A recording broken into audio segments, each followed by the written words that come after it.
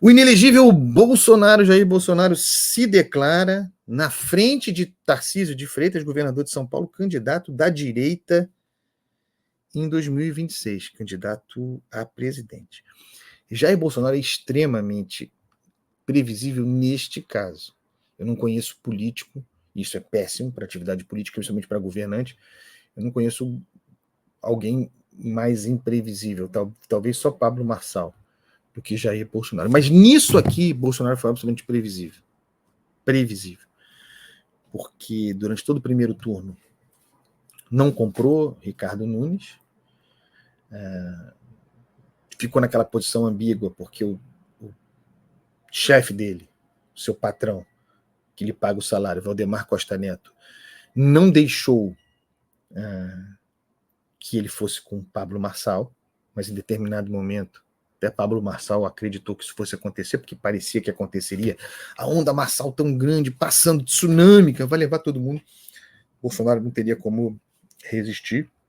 A onda não veio, Marçal deu uma murchada, um cansaço, sentiu que essa onda não se avolumou, Bolsonaro levou essa dubiedade até o final, previsivelmente agora, com Ricardo Nunes, tudo mais constante, muito próximo de ser reeleito, de ser eleito, né, na cabeça de chapa pela primeira vez, aí Bolsonaro foi lá dar pinta no evento de Ricardo Nunes, para cuja vitória em nada contribuiu.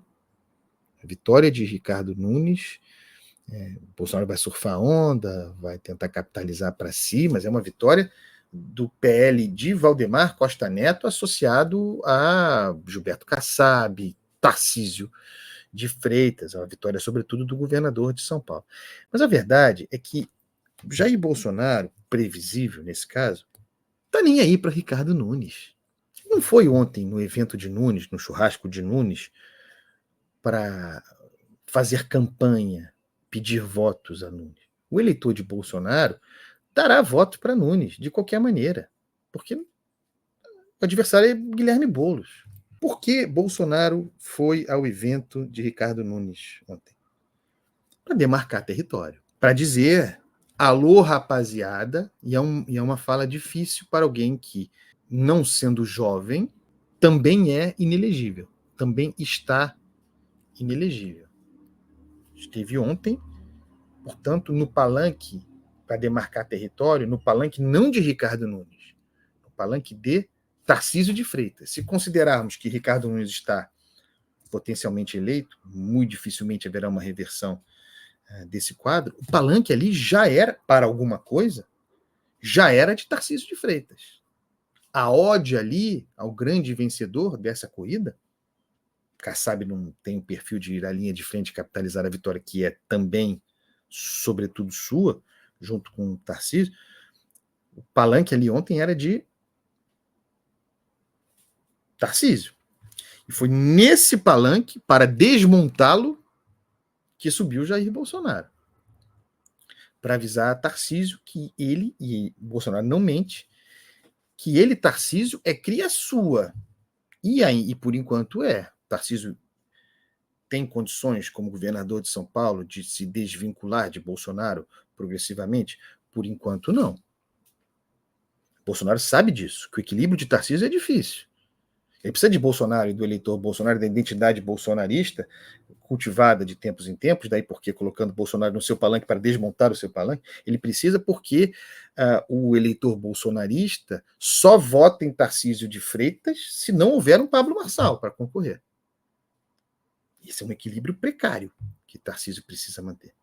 Porque o eleitor bolsonarista que vota em Tarcísio vota pela associação a Bolsonaro, mas fica desconfiado das associações de Tarcísio de Freitas com o que a gente chama de PL valdemarista, não bolsonarista. Com o PL de Valdemar Costa Neto, que é o grande vencedor dessa eleição, com o próprio Republicanos, partido seu, Marcos Pereira, Gilberto Kassab. Vejam que é uma demonização, um ataque das hostes bolsonaristas a Gilberto Kassab. É um ataque indireto, um alerta a Tarcísio de Freitas. Um equilíbrio difícil, e Bolsonaro operou ontem isso. É um equilíbrio difícil.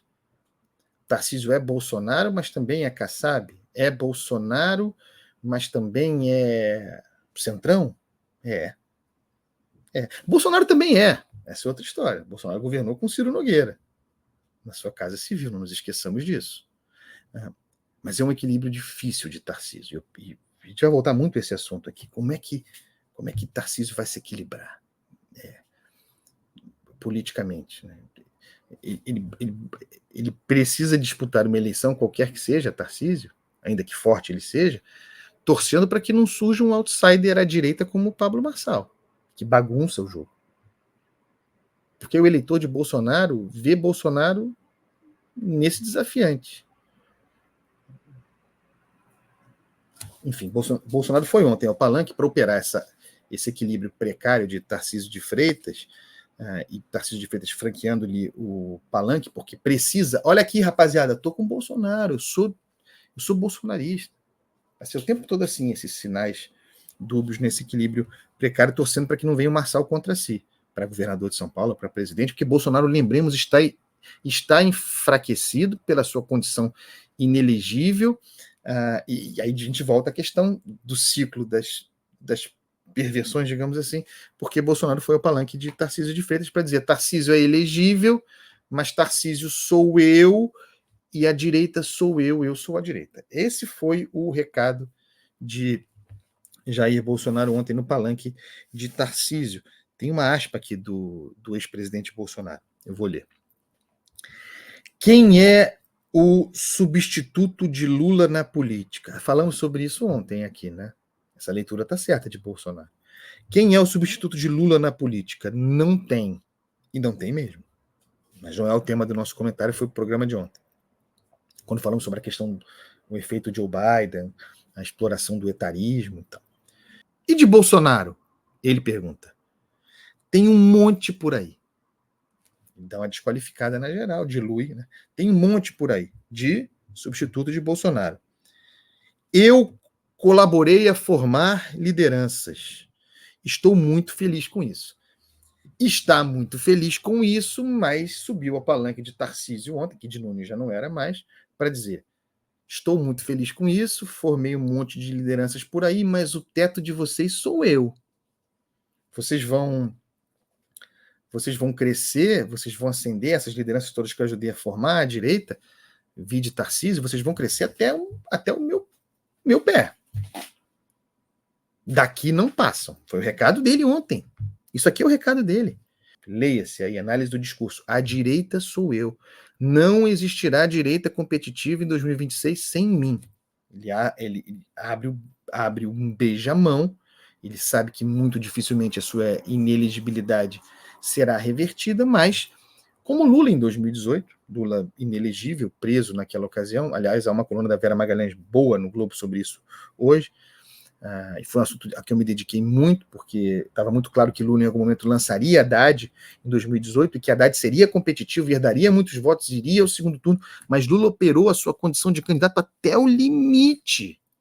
Vocês se lembram disso? Sou candidato, até que não houvesse mais como mudar isso na justiça, e aí veio Haddad. É dessa mesma maneira que Bolsonaro operará, centralizando, operando a inelegibilidade, enganando as pessoas, com uma crença em que poderá disputar, bom, no Brasil tudo é possível, né?